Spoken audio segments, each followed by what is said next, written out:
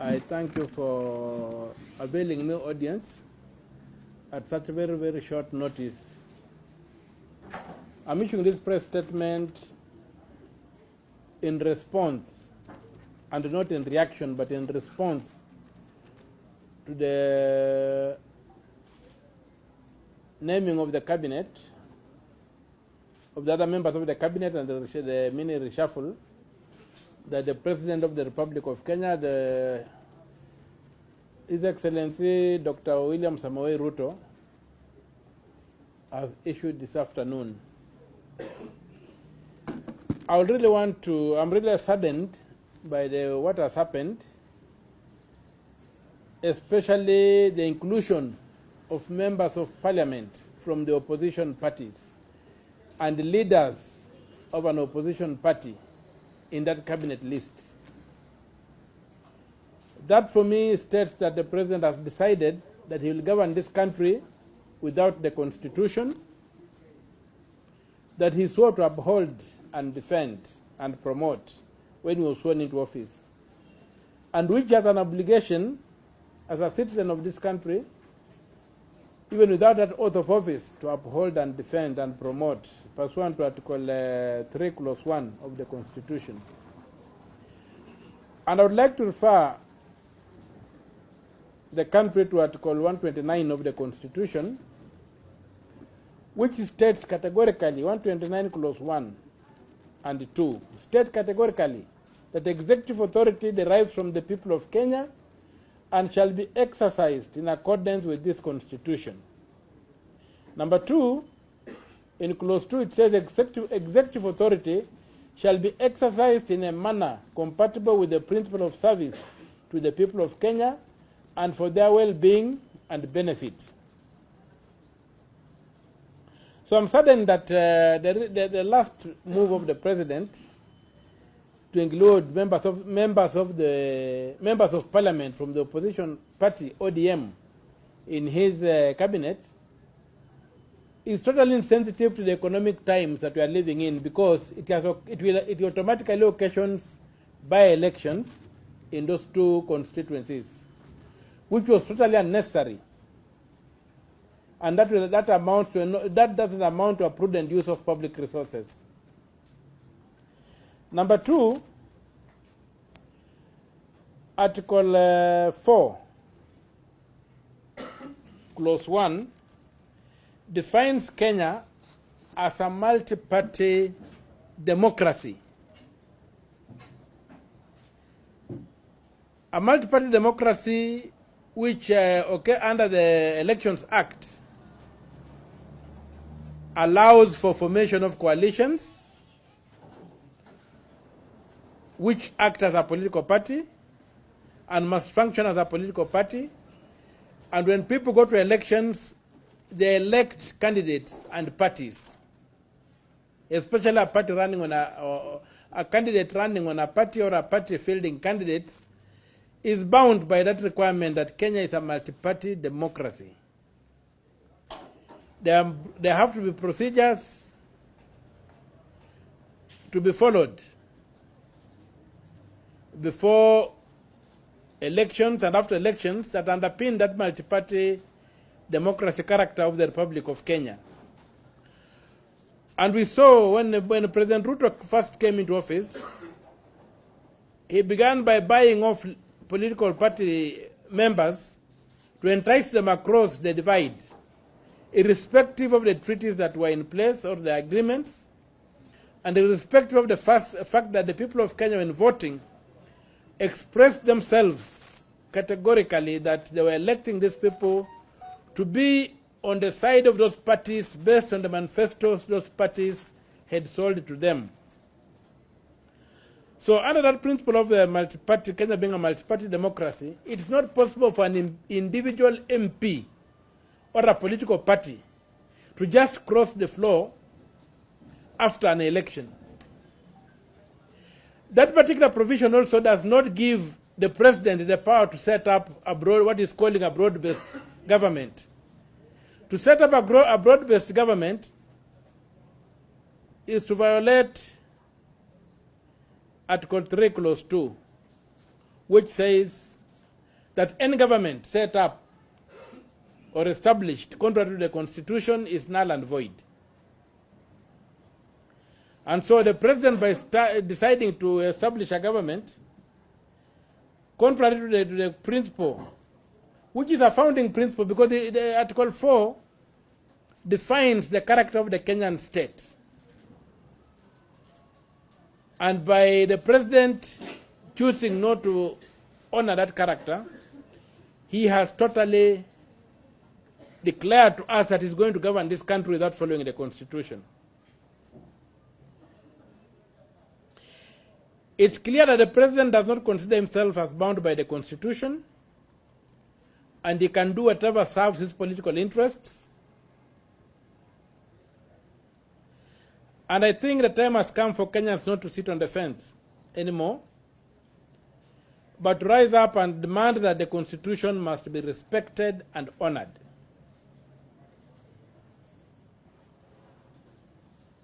So, my statement is that the government the president has proposed to establish, the cabinet, is totally unconstitutional. Some of the considerations of giving people jobs because they are his former girlfriends, like he said about the Tuya. One place he said she was his former girlfriend, and therefore, how is that a qualification for a cabinet position? That's a total insult to the people of Kenya and the Republic of Kenya, and we cannot accept those kind of considerations to pollute the public space. We want people to be elected on the basis of competence, not past romantic relationships. So I am today calling on the people of Kenya, and I'm stating that my position is that that government the president is trying to establish and force down our throats is unconstitutional, even in terms of merit. If you go to Article 75, public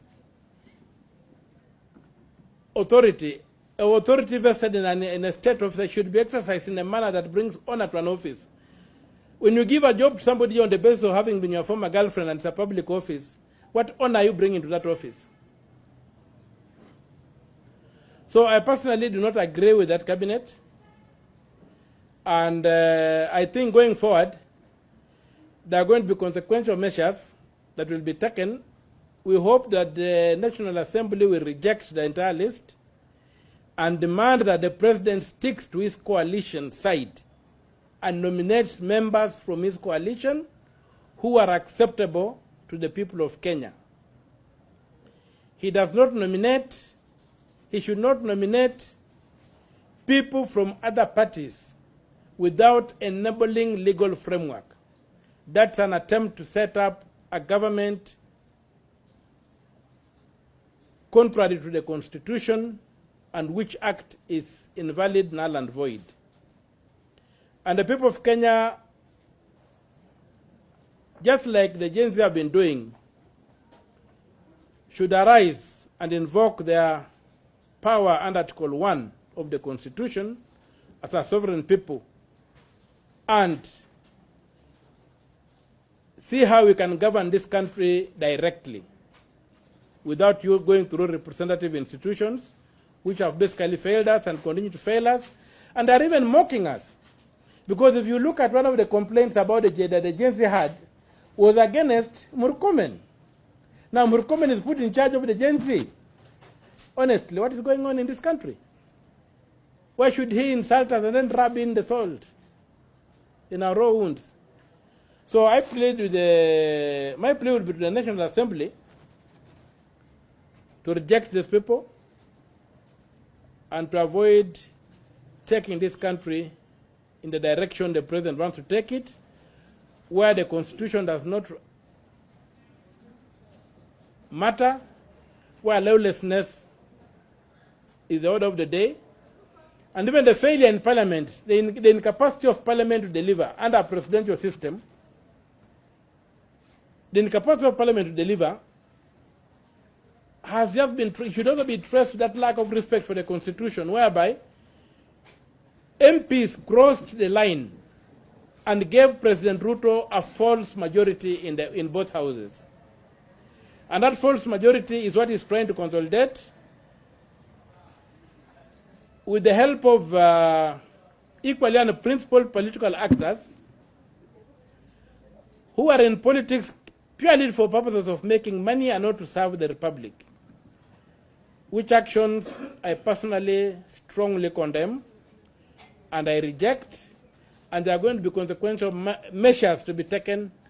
And if that cabinet is established, some of us will be constrained to set up a shadow cabinet, because what will be happening now, we shall no longer be having a presidential system where you have got majority and minority sides checking the executive.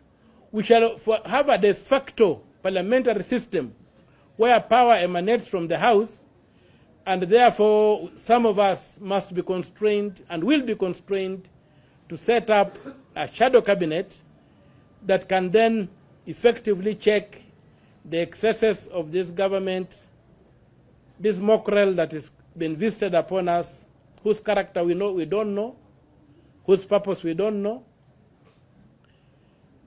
But as they say, if it walks like a duck, if it swims like a duck, if it quacks like a duck, then it's a duck.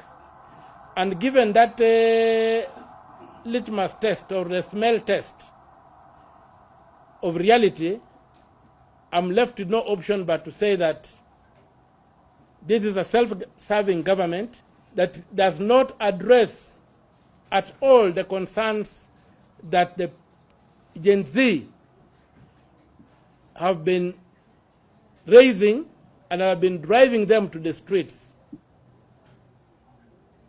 In Kiswahili, we can say, I don't speak very good Kiswahili, but I've had things like kuruka makojo na kukanyaga mafi. This is what President Ruto has done for us, and I think it's not acceptable. That's my statement, and I thank you very much for giving me audience at very short notice. Well, are you going to propose to take another legal action? No, the legal action is being prepared, but we have to wait for the National Assembly to express itself before we can take an action. But we are in the process of preparing a petition to be able to challenge the constitutional validity of what has just happened. Is Azimio dead on arrival?